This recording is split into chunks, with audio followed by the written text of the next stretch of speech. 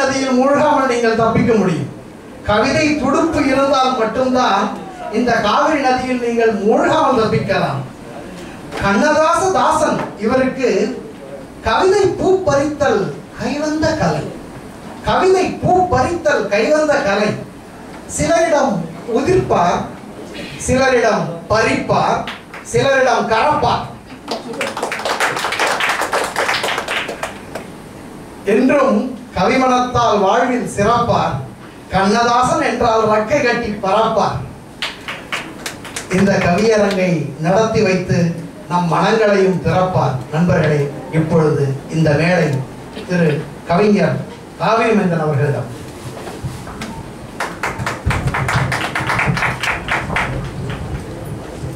அன்பு நண்பர்களே, அனைவருக்கும் மீண்டும் வணக்கம். சற்றேறக்குறைய 3 ஆண்டுகளுக்கு பிறகு கவியரங்க தலைமையை மீண்டும் தொடர்கிறேன். இசையும் பாடலும் நிகழ்ச்சியில் அல்கூஸ்ல நடந்த நிகழ்ச்சியில் நானும் அபுதாபி பழனியும் சேர்ந்து நடத்தியதாக நினைவு.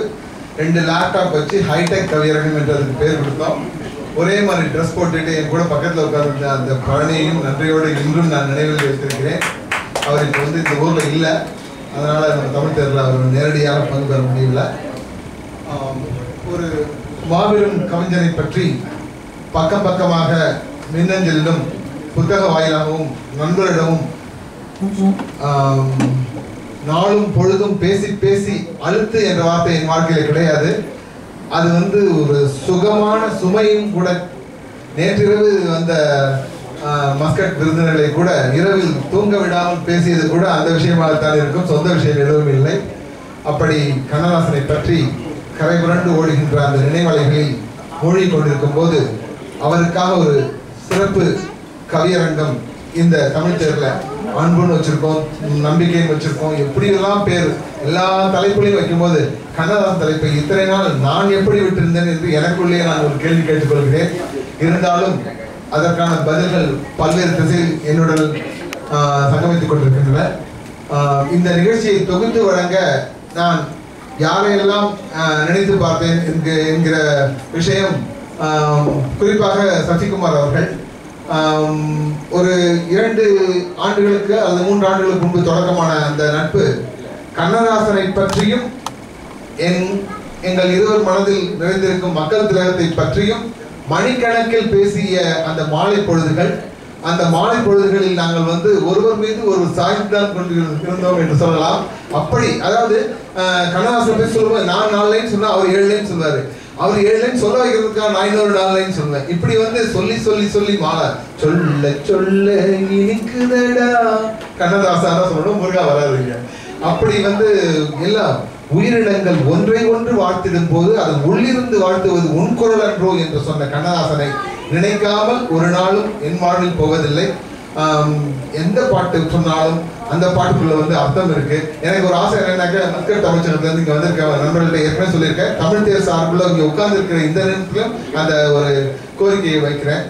கவியரங்கத்துக்கு வாங்க, கவியரங்க தலைமையத்துக்கு எங்கிட்ட இருக்கும் 10 கவியரங்கள், இது 18 தான் காமன் மினிமம் நம்பர்ஸ்.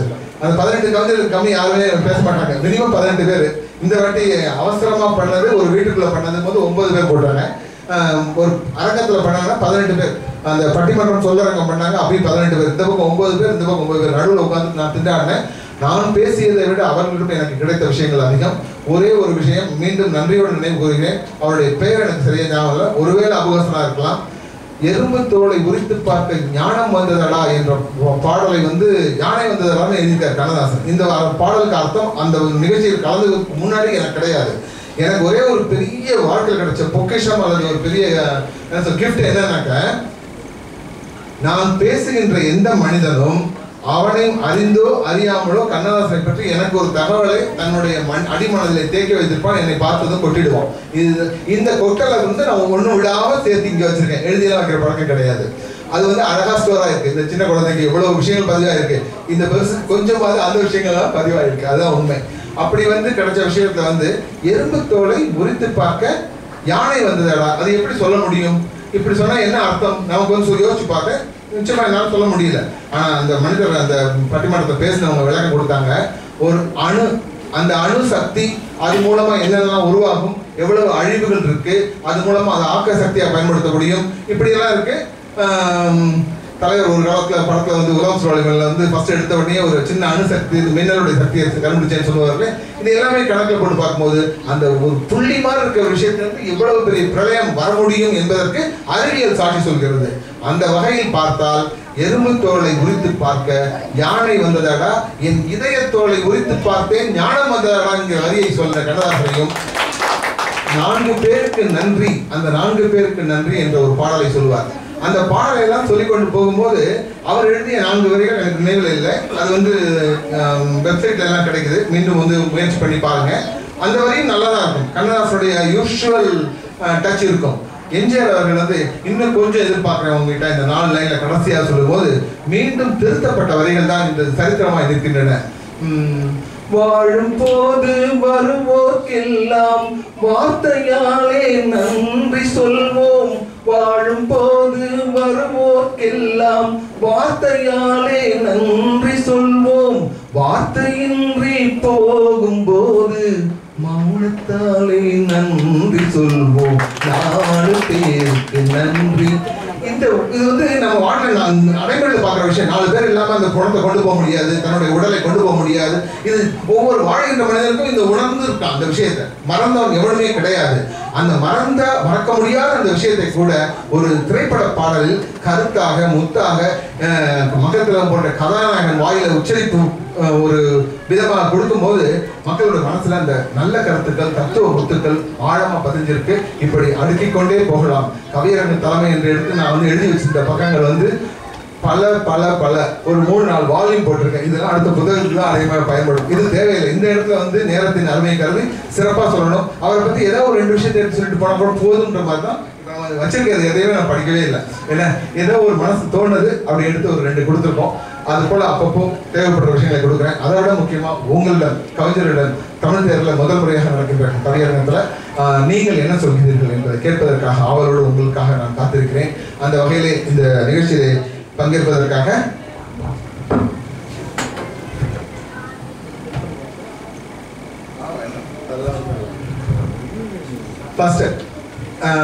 ஒரு அமைப்பு நடத்தும் போது குறிப்பா இந்த மாதிரி தமிழ் தேர் இலக்கியம் கவிதை என்கிற இந்த துறைக்குள்ள கொன்ற போது நான் 7 ஆண்கள் சேர்ந்து தான் ஆரம்பித்தோம், ஷர்ஃபுதனை உட்பட.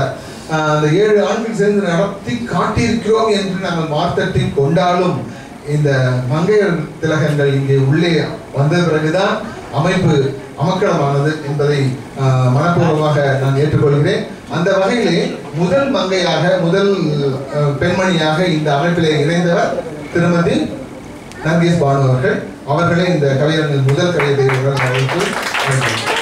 அறிவு நலம் சூழ வரும் ஆசிரியை இவராக, அறிவு நலம் சூழ வரும் ஆசிரியை இவராக, அன்பு நலம் பாடுகின்ற வாசுகியும் இவராக, அன்பு நலம் பாடுகின்ற வாசுகியும் இவராக, அமீரக வானலையில் முதல் சேர்ந்த பெண்மணி ஆரூயிராம் எங்கள் ஜியாவின் அன்பு கண்மணி.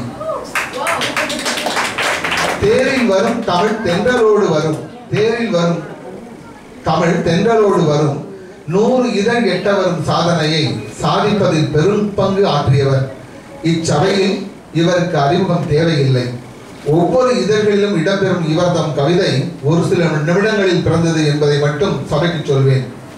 ஒவ்வொரு இதழிலும் இடம்பெறுகின்ற இவருடைய கவிதை ஒரு சில நிமிடங்களில் பிறந்தது என்பதை மட்டும் இச்சபைக்கு சொல்வேன். சிந்தனை சிறகு விரித்து விட்டால் எந்த தலைப்பிலும் பரிணமிப்பார். கண்ணதாசன் பாடல்களின் ரசிகையாக என்ஆர் எழுதி இங்கு வருகின்றார். அவர் பேசுவதை இப்போது கேட்போம்.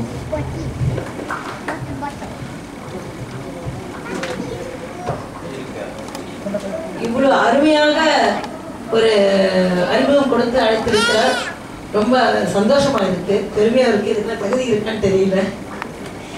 முதல்ல பொதுவா தமிழ் தேர்ல தலைப்புகள் ஒரு தலைப்பு, ஒரு மாதத்துக்கு ஒரு தலைப்பு தான். முதல் தலைப்பு தமிழ்ங்கிற வகையில ஒரு தலைப்பு கொடுத்துதான் நாங்க கவியெல்லாம் எழுதிட்டு இருந்தோம். அப்போ ஒரு தலைப்புல ஆசானா இருக்கட்டும், தந்தை அன்னை எல்லாமே வந்து ஒரு தலைப்புல ஒவ்வொரு கவிஞருமே அவங்களுடைய எண்ணங்களை கவிதையா எழுதுவாங்க. ஆனா இந்த வாட்டி எங்களுக்கு எங்க கவிஞர் கண்ணதாசன் பார்த்த உடனேயே காவிரி வைத்தியன் அவர்கள் ரொம்ப ஒரு கட்டுப்பாடே இல்லாம ஒரு சுதந்திரம் கொடுத்து காலத்தை வென்ற கண்ணதாசன். ஆனா பாடல் வந்து பாடல் வரியை உங்க தலைப்பா வச்சுக்கோங்க. அவர் எழுத பாடல்கள் பல்லாயிரம் இருக்கு, உங்களுக்கு பிடிச்ச பாடலை தலைப்பா வச்சுக்கிட்டு அசத்துங்க அப்படின்னு ரொம்ப ஒரு சுதந்திரம் கொடுத்துட்டாரு. அது முதல் இப்ப நம்ம கவி அரங்கத்திலேயே இது ஒரு முதல் புரட்சி. அதற்கு மிகவும் நன்றியை கூறிக்கொண்டு கவியை என்னை கவர்ந்த பாடல். சிட்டுக்குருவிக்கென்ன கட்டுப்பாடு, தென்றலே உனக்கு எது சொந்த வீடு. சுதந்திரம் யாருக்கு மட்டும்? சிட்டுக்குருவியும் ஊர் முழுக்க சுற்றும். உலகம் ஒவ்வொருவருக்கும் சொந்தம். சிறு கூட்டை விட்டு வெளிவரட்டும் நெஞ்சம். படரும் கொடியும் பாயும் நதியும் சுதந்திர நடைபோட, பாவை மனது தன்வழி நடக்க யாருங்கு தடை போட. கட்டுப்பாடுகள் முட்டு கட்டையானால் எரித்து சாம்பலாக்கு, அதை ஊதி தள்ளி நடைபோடு. இயற்கையின் படைப்பில் நீரும் தன்வழி நடக்க, நீ மட்டும் ஏன் பெண்ணே நிலைத்தாழ்ந்து போக வேண்டும்? தென்னையர நீ உயர, உன்னையே நீ அறிவாய். துணிவின் துணை கொண்டு உலகில் நீ உயர்வாய். பெண்மைக்கும் வேண்டும் சுதந்திர காற்று, உணர்த்த வல்லது கவி அரசரின் இப்பாட்டு. கவியரசே, நீ ஒரு விசித்திரம். உன் பாடல்கள் உண்மையில் சரித்திரம். நானும் நீ கையாள நாடி தலை குனிந்ததோ, தென்னைதனை நீ பாட தன்னிலை உயர்ந்து நின்றதோ. இயற்கை தமிழால் ஆனதோ, தமிழ் அருவி உன்னில் பாய்ந்ததோ. சிந்திய ஒவ்வொரு துளியும் சிங்கார பாட்டானதோ. வானவில்லை மிஞ்சும் உன் வார்த்தை ஜாலம், உன்னிடமில்லை வீண் வெளி வேஷம். கவியரசே, உன்னிடமில்லை வீண் வெளி வேஷம். எளிய சொல்லுக்கு நீ தந்தாய் சிம்மாசனம். என்னாலும் உனக்குண்டு தமிழ் உலகில் ஓர் ஆசனம். நன்றி.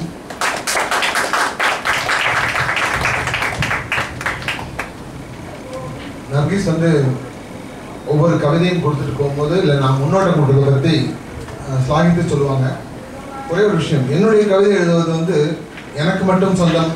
அதுக்கு வந்து நான் அதிகமாக மண்டையை போட்டு கசக்கணும் அவசியம் இல்லை.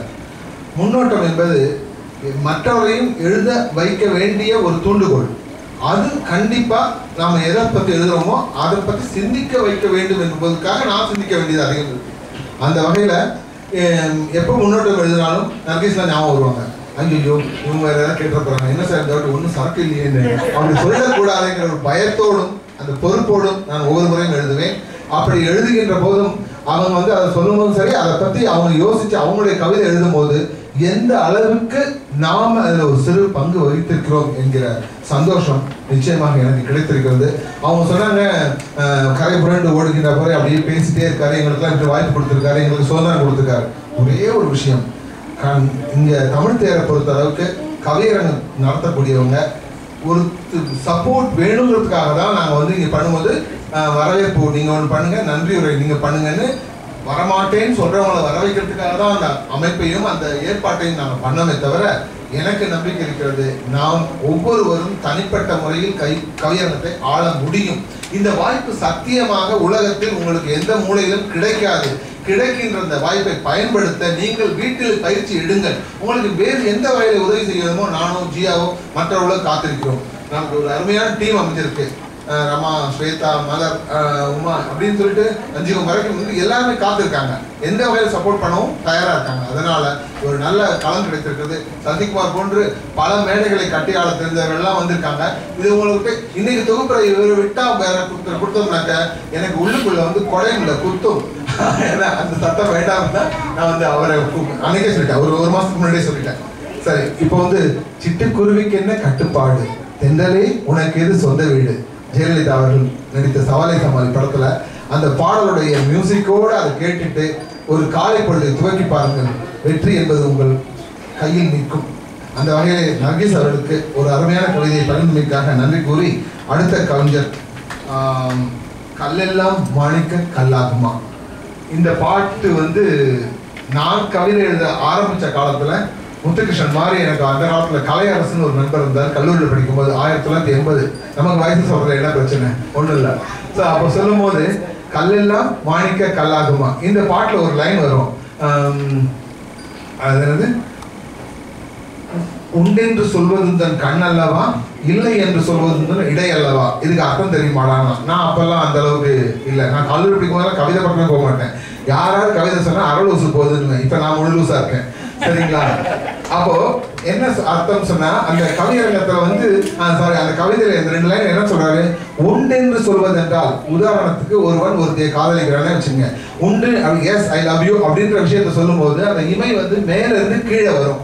அந்த கண் அடிக்கிறது சொல்லக்கூடிய விஷயம், அந்த சைட்ல ஸ்லாங்ல எல்லாம் அடிக்கிறதுலாம் வேற விஷயம். நம்ம வந்து ஸ்டைல்ல தான் நம்ம பிறந்தோம் இல்ல, அதை விடலாம். ஆனால் இந்த கண் அடிக்கிறது போது மேல இருந்து கீழே அந்த இமைகள் வந்து ஒன்றோடு ஒன்று இணைகின்ற, அது வந்து உண்டு என்று சொல்வது கண் அல்லவா, இல்லை என்று சொல்வது இடை அல்லவா.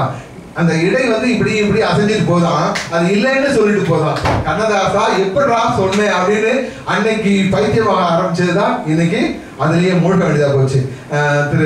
இங்க சொல்லும் போது அநேகமா சசிதான் நினைச்சேன், கவிதை கண்ணதாசன் கடலில் வந்து மூழ்கும் போது கவிதை துடுப்பு இருக்கிறவங்க மட்டும் காப்பாற்றப்படலாம், மற்றவங்களாம் மூழ்கணும்னு சொன்னாங்க. அது உண்மை. அப்படி துடுப்பே இல்லாமல் அந்த காலத்துல இருந்ததுனால நான் வந்து